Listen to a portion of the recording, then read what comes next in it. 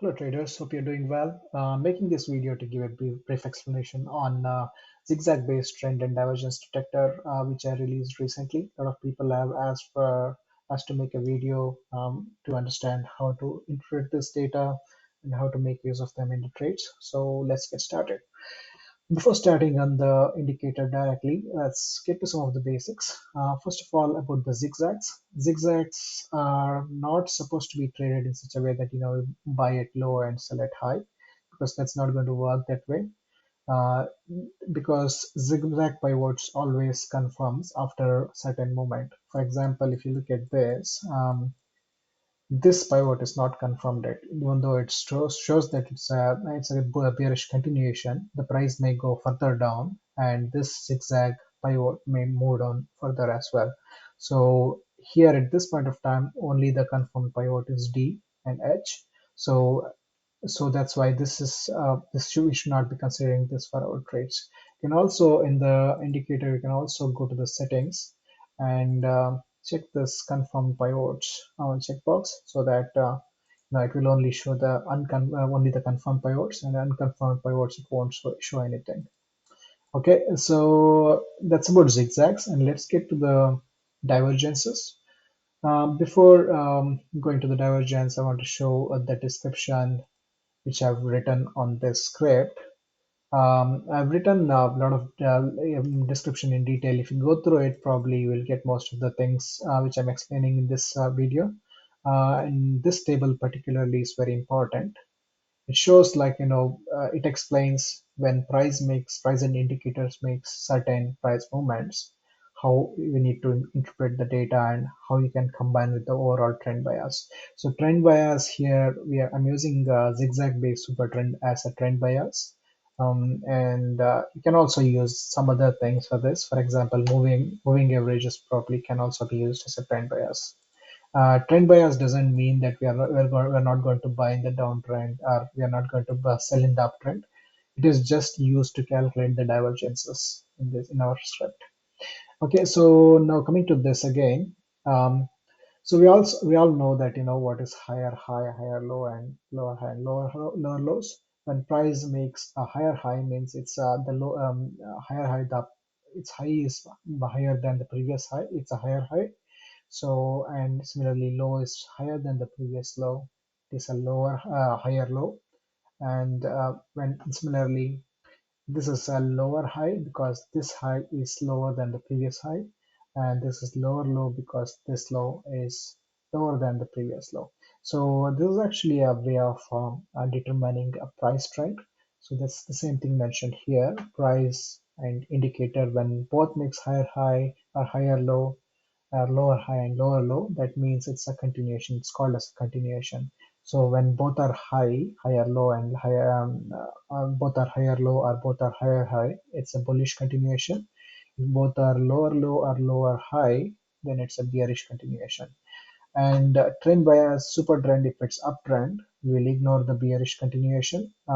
We don't ignore, but we'll this nullifies each other, and the overall sentiment becomes indeterminate. And similarly, the lower high and lower high, this continuation in the uptrend, it becomes indeterminate. That's what we can see here. These are indeterminate because the price action is bearish. Price is making lower high and lower low. Oscillator is making lower high and lower low, but the overall trend is still up, so these are indeterminate. That means it's in a bull market, it's slightly bearish. Indeterminate is slightly bearish, but it just means that you don't have to give too much attention to it. You can choose to ignore this as well. Okay, and similarly, the bullish continuation, higher low and higher highs are made as indeterminate when we are trading in a downtrend. Okay, and with respect to divergence, again, the bullish divergence can only happen in the downtrend. The bullish divergence cannot happen in the uptrend. So that's why you can see that bullish divergence is indeterminate, because it's not covered in that downtrend. Uh, it's not covered in the uptrend. It only happens in the uptrend. And similarly, hidden divergence, bullish hidden divergence. The bearish hidden divergence only happens in the downtrend. Okay, and bearish divergence happens only in the uptrend. So bearish divergence here, it's marked as indeterminate here, and bullish hidden divergence happens only in the uptrend, and that's why it's indeterminate here. Okay, let's see an example to make it more clear. So we have a downtrend here. If you see this is a kind of clear downtrend, and we see a divergence, bullish divergence mark here, D for divergence. So as we see, price is clearly making a lower low. Okay, when we are spotting divergence, bullish divergence is always determined by lows, whether it's hidden or regular, and bearish divergence are always spotted based on the highs, whether it's hidden or regular. Okay, so you can see that all hidden divergence in the lows are bullish, or all divergences are in the lows are bullish. All hidden divergences on the highs are bearish, and all divergences on the highs are also bearish, right? Divergence and hidden divergence is not here. Yeah, hidden divergence on the high is bearish. Okay, so yeah, let's get to the divergence again. So price is making a lower low, but oscillator is making a higher low. That means that the price is, even though the price is reducing, the momentum is kind of slowing down, and we can expect price to make a reverse direction move. Okay, and similarly the divergence here, if you look at the divergence, price is making higher high, which is bullish in terms of price, but if you look at the oscillator, it's making a lower high, so it's bearish. So overall it creates a bearish divergence. Similarly, hidden divergence is the other way around. Here we want the oscillator to move up and price to move down, but in the bull market we want the price to move up, okay, and the oscillator to move down. In the bull market, it's the other way around. So in the bull market, we want the oscillator to move down and the price to move up. In the bear market, we want the price to move down and oscillator to move up. Okay, so that constitutes divergence, and in the bull market, the reverse of it constitutes hidden divergence. So why the logic behind this is when oscillator is already trading in oversold region, the overbought region, sorry, overbought region, it doesn't have much room to go up further. So it has to make room to go up again. So a slightest movement of price, if it leads to higher movement in the higher downward movement in the oscillator, that just means that it's making room for it to go up. It's making room for price to go up further. So that's what's happening here. It made another higher high here. So that's how hidden divergences are calculated. And similarly, in the same for the bearish hidden divergence as well.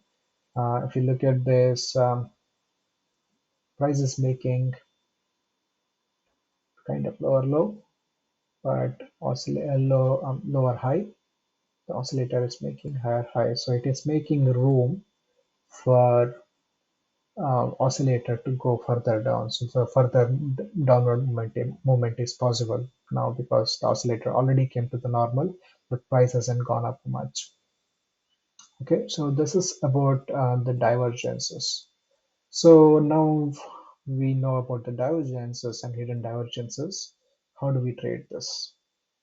Let me clear all the drawings. Okay, so how do we trade this now? So let's say we are here, in a trade, it's completely uptrend. There's a divergence here. Should we close our trade? If you close our trade, if you see that the price moved further up, and we lost the opportunity to be in this trade until it went up. So how do we make use of this information? So let's say there's a divergence and followed by a hidden divergence. In that case, we can kind of ignore this because this divergence, whatever the bearishness this divergence has, it's been compensated by the bullishness of the hidden divergence. Even if it is a continuation, bullish continuation here, we can ignore this one. So that means that price will continue. So always look for two consecutive signals of divergence or bearishness before making closing a trade or deciding to close your trade. So here again a divergence followed by hidden divergence. So we do not take any action. Divergence followed by indecision. It's a slight bearishness. You can choose to ignore this, or if you are not sure, maybe you can put your stop loss somewhere slightly below this candle. Right? If there is a further downward movement, then the stop loss will protect you from further downwardness. And similarly, down divergence, bearish divergence followed by continuation, nothing. Bearish divergence followed by continuation, nothing. Bearish divergence followed by indecision can move your stop loss. And similarly, okay, here we are here now. This is not a confirmed pivot yet, so we are still not taking any action. So there's already a bullish divergence here, and there is the bearish divergence here, and there is also a bearish indecision, a bearish continuation here. So once price makes a little bit of movement, then I will place my stop loss here. Or if price goes further down, I'll wait for it, and then if it makes a further movement up, and I'll place my stop loss somewhere here. So you can't predict whether it's going to go up or down. So there's no point in closing our trade here or here. It's always better to look at the pivots and choose our stop losses or put our stop losses to protect ourselves. Similarly, how this would have played when we're in a COVID crash. So price made a divergence here and then a bearish continuation followed by another bearish continuation. I would have placed my stop loss here if I'm in trade, and this would hit the stop loss on the way back. And for say, let's say if the COVID the scare didn't really matter to the market, and the market decided to move up, it would have helped me being in the trade. Otherwise, now since the market moved down, my stop loss would have hit here and then protect me from this downside. And again, while getting the way on the way back, there's a bullish divergence here. I will not try to place any order here, but we'll wait for further confirmation. For example, this is again a continuation, bearish continuation. So I don't know whether I want to do anything here. So I'll wait for it again. And again, if you look at this indecision, this indecision means indeterminate means slightly bullish in a bearish market. So probably we can got two, though not consecutive. You want to trade, you can probably place an order here, a small position here, or maybe wait for another continuation confirmation or another bullish confirmation and place your stop order here and trade, go along from here. Um, yeah, similarly, yeah, it's not always, it's not technically, it's not possible to find the exact bottom. So I never try to, go long in the exact bottom or stop in the exact top. If we try to do that, we'll miss lots of upside in a bull market or lots of downside in a bear market. So I don't want to do that. And that's how you do that. Maybe let's take an examples of Baba, which is very bearish at this point of time.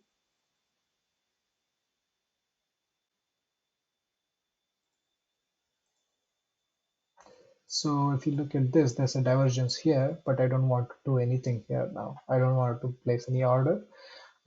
Let's let price make a little bit of movement, or maybe if you really want to go longer, really want to try and test your, believe in Baba, maybe what you can do is you can place a buy order somewhere here, 170, 180. So on the way up, it will catch your order, and if there's an uptrend, it keeps going. But I don't want to do that unless I get two consecutive signals. So I'll pass this. See, if you look at this, we got two consecutive signals here. So how do you need to trade is once it makes a leg down, place your buy order here. So if it is bullish again, If it is really bullish, then it would go up, but it didn't go up, so it would protect you from a trade which will result in a loss. Right? And similarly, another few other things, probably FMG. This is what I'm eyeing right now. Yeah, so it had a divergence again, but it failed here. If you see this, so if you go long as soon as we spotted divergence, it would have resulted in a loss. So instead, probably, yeah, look for one more signal and go long once the confirmation is received. So this strategy is useful in a trending markets most probably. And if you have the ranging market like this, where the trend bias changes quite often, it might not be a good idea to use this, and may result in lots of trades which are, which we start and then reverse and will result in lots of loss. So that's all about the indicator and how do you use it. And there's also another indicator I published recently, which is multi-zigzag multi-oscillator. So this is an extension of this same indicator, but it also considers, rather than just one indicator, it also considers other things, like commodity channel index, the center of gravity, MFI, and all these things, and provides a signal considering all the things included. So it's just an extension on this, but you can't put all this data on the chart to make the charts too messy. So that's why it's only presented in the tabular format. Can use this, or you may try to make use of the one with the single indicator. That would also suffice. Other than that, I'm also making another extension, which I might release soon, or I might release as a may not release as open source though. It's like it makes use of two zigzags together and provides a trend together. So this also can be used in conjunction actually, like two zigzags can be used in conjunction. This could be another good addition. Yeah, let's see when we release this. But so far, um, that's all about Zigzag and this trend and divergence detector which we have. Okay, that's about it. And thanks very much. And please let me know if you have any further questions, or if you have any suggestions on how to improve this idea, or know how to make it better. Yeah, thanks very much.